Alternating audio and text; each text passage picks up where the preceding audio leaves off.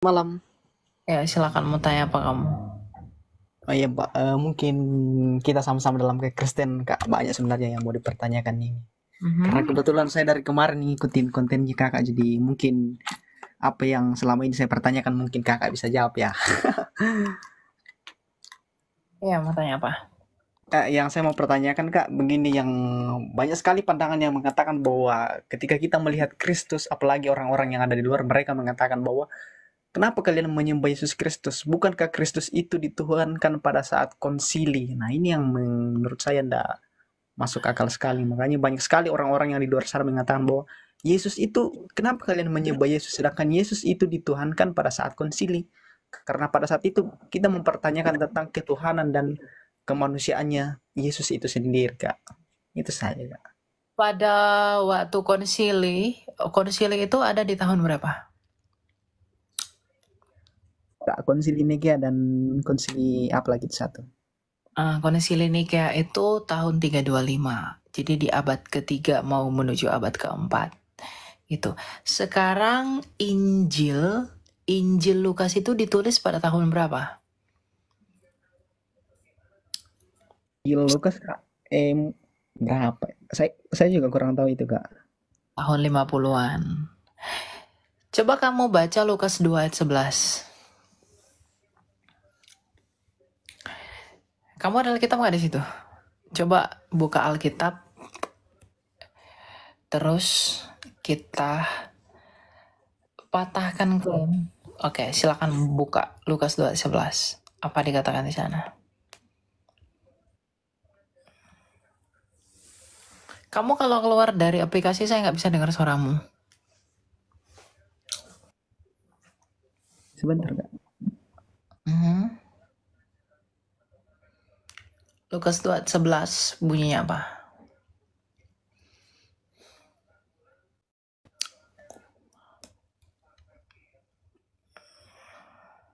Kak, nggak ada Alkitab di sini. Oke. Di dalam Lukas 2:11 dikatakan hari ini telah lahir bagimu Kristus Tuhan di kota Daud. Thomas ketika melihat Yesus dia berkata, engkaulah Tuhan dan Allahku. Dan Tuhan Yesus tidak menolak penyembahan itu. Jadi yang mengatakan bahwa Yesus itu dituhankan pada konsili Nisea, itu benar atau enggak? Padahal ketika Injil itu ditulis dia sudah disebut sebagai Tuhan. Bahkan ketika Thomas itu melihat Yesus, dia mengatakan Yesus adalah Tuhan dan Allahnya dia. Jadi kalau mereka mengatakan Tuhanmu itu, Yesus itu dilantik jadi Tuhan, seperti perkataan Irene Handoko. Yesus itu dilantik pada Tuhan pada tahun 325 pada konsili Nicea. Di konsili itu bukan sedang membuat ketuhanan Yesus. Konsili itu sedang berperang antara golongan Athanasius dengan golongan bidat gereja Arius yang menolak keilahian Yesus. Maka golongan Athanasius yang mempertahankan ajaran Rasul yang mengatakan bahwa Yesus adalah Tuhan dan Allah itu menang melawan bidat Arius yang menolak keilahian Yesus. Maka bidat Arius diusir pergi. Gitu loh.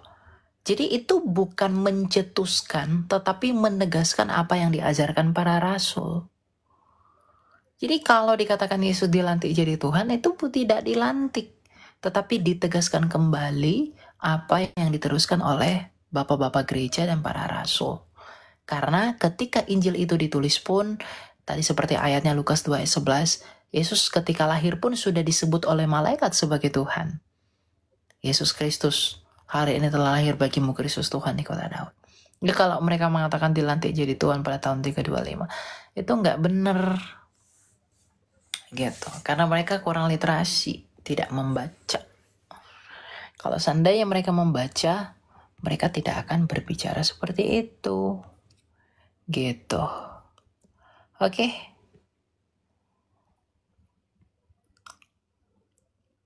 Gitu ya. Siapa namamu? Denny. Ini pertanyaannya agak ini sih, agak random, tapi pengen tahu dari Elia gimana. Kenapa ya? Kalau menurut kamu, alasannya Tuhan nyiptain manusia itu apa kalau tujuannya kalau ada kemungkinan kita masuk neraka? Tujuan Tuhan mencipta manusia adalah menghantarkan kasihnya. Enggak, maksudnya gini Kak. Eh, Tuhan ciptain manusia itu tujuannya apa jika ada potensi masuk neraka gitu? Kalau nggak ngikutin ajarannya. Untuk menghantarkan kasihnya dan menyatakan kasihnya, karena Allah adalah kasih. Dia menciptakan kita karena dia mengasihi. Kasihnya Allah itu bukan sesuatu yang berwujud bisa diraba, bukan. Kasihnya Allah itu relasi. Maka dia menciptakan manusia sebagai tanda bahwa di dalam dia ada kasih yang berelasi itu. Makanya kita dicipta menurut gambar dan rupanya dia. Dan manusia itu dicipta itu untuk tujuan yang kekal. Jadi kalau kamu mengatakan bahwa kenapa Tuhan menciptakan manusia, sedangkan dia tahu bahwa manusia itu akan jatuh dalam dosa. Yang menyebabkan manusia itu mati di dalam dosa, itu adalah karena mereka menolak untuk menerima pertolongan Tuhan. Tuhan tahu bahwa ada bahaya di depan sana, tetapi Tuhan sediakan bahtera, Tuhan sediakan penolong, yaitu Mesias yang dia janjikan. Makanya ketika manusia itu berdosa, pada saat yang sama, Tuhan menjanjikan Mesias bagi manusia, sebagai obat dan penawar dari kesalahan itu. Jadi bukan Tuhan yang buat orang ke neraka, tapi manusia itu yang memilih untuk ke neraka. Karena Allah itu kudus, dia tidak mungkin membuat orang pergi ke neraka.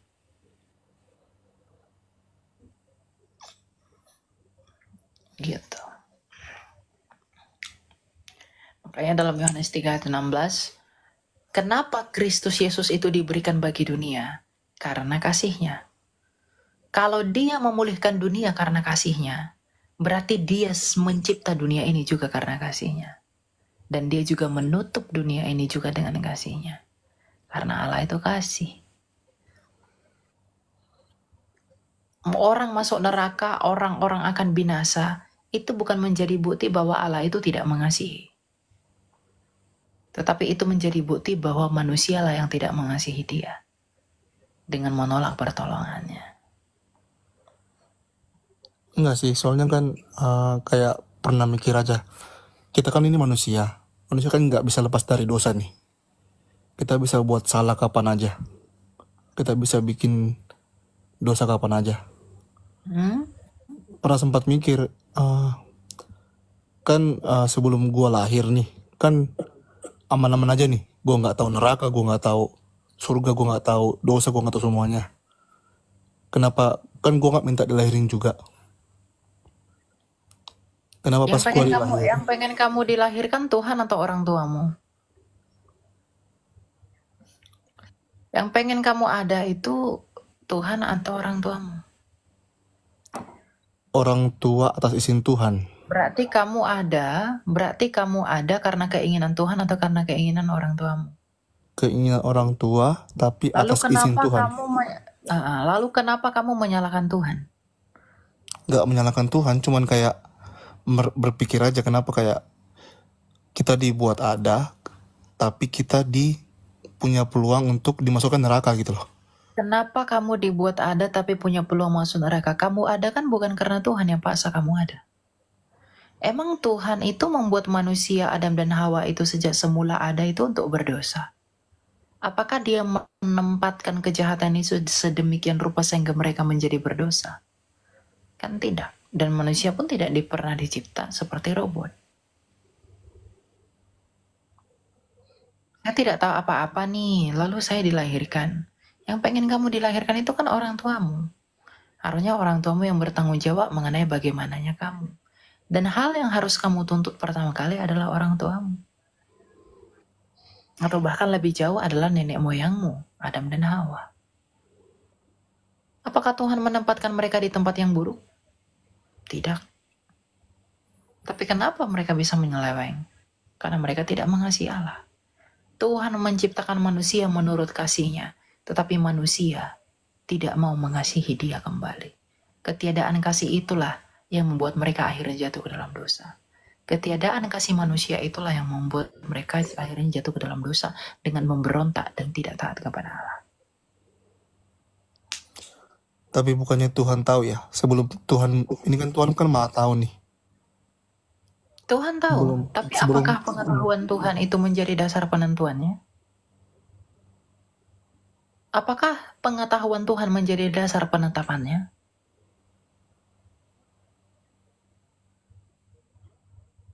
Bagaimana mungkin pengetahuan Tuhan menjadi dasar penetapannya? Dia tahu manusia akan jatuh. Tapi apakah pengetahuan itu menghambat kehendaknya? Kalau pengetahuannya itu menghambat dia, berarti dia berubah, berarti dia bukanlah Allah. Allah itu nggak berubah. Kalau pengetahuannya itu membuat dia berubah, dia bukan Allah. Karena Allah itu nggak berubah. Justru karena dia tahu, maka dia memberi obat, maka dia memberi solusi. Rencana Allah nggak bisa kamu gagalkan. Bisakah bencana yang dibentuk menuntut kepada yang membentuk? Tetapi Allah membentuk kita itu sedemikian rupa, itu membentuk kita untuk tujuan yang baik. Lalu ketika kita berdosa, kita menyalahkan Allah. Memang dia tahu. Tapi apakah pengetahuannya itu menjadi dasar penetapannya? Lagi pula, kenapa kamu menduga pengetahuannya dia itu hanyalah mengetahui bahwa kita ini akan berdosa? Kenapa tidak yang lain?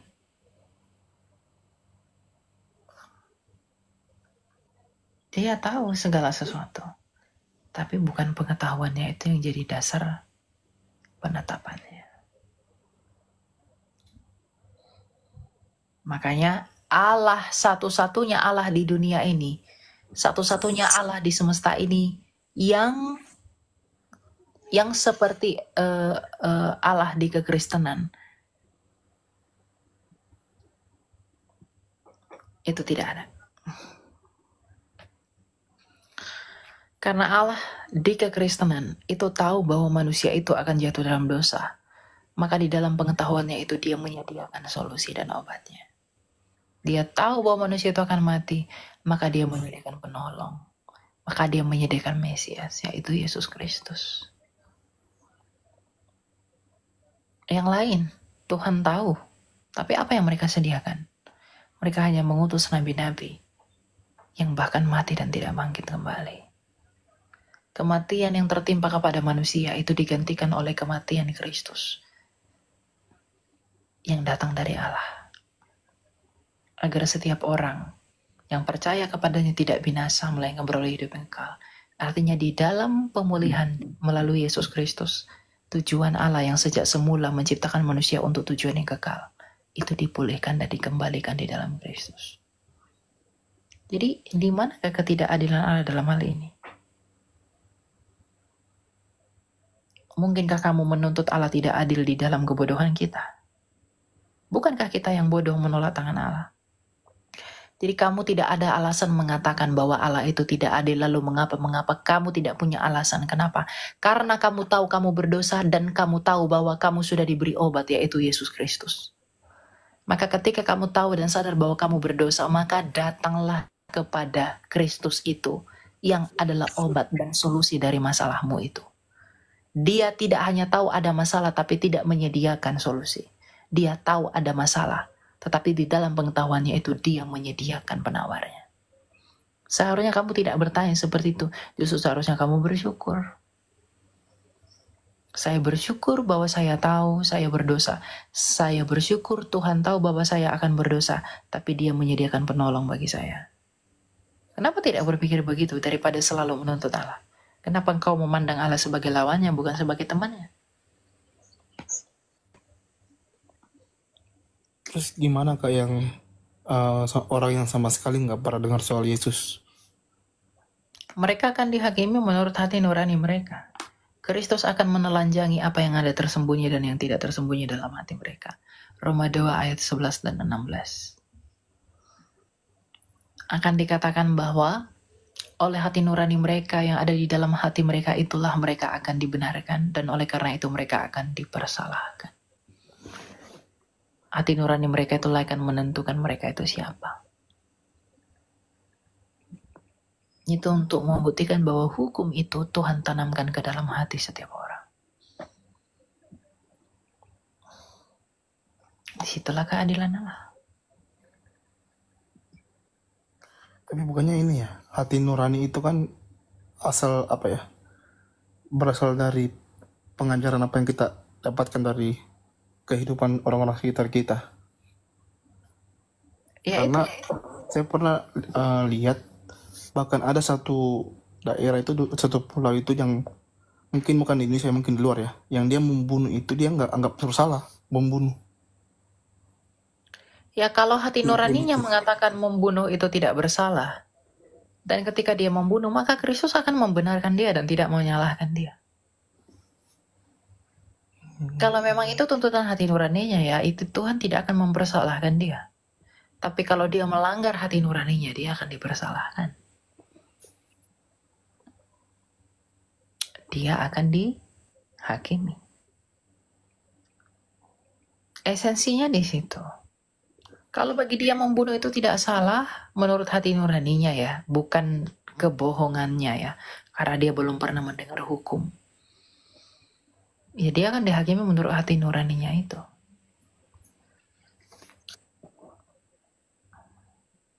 Tapi bagi kamu yang mendengar hukum, kamu tahu pasti itu salah. Itu kan? Oke Kak, makasih ya. Maaf agak ini pertanyaannya. Nggak apa-apa, itu pertanyaan bagus. Cuma kita harus memandang Allah itu lebih luas. Tidak boleh sesempit itu. Itu pertanyaan orang-orang yang tidak beriman. Gitu. Thanks Kak. Thanks. Makasih ya. God bless. God bless.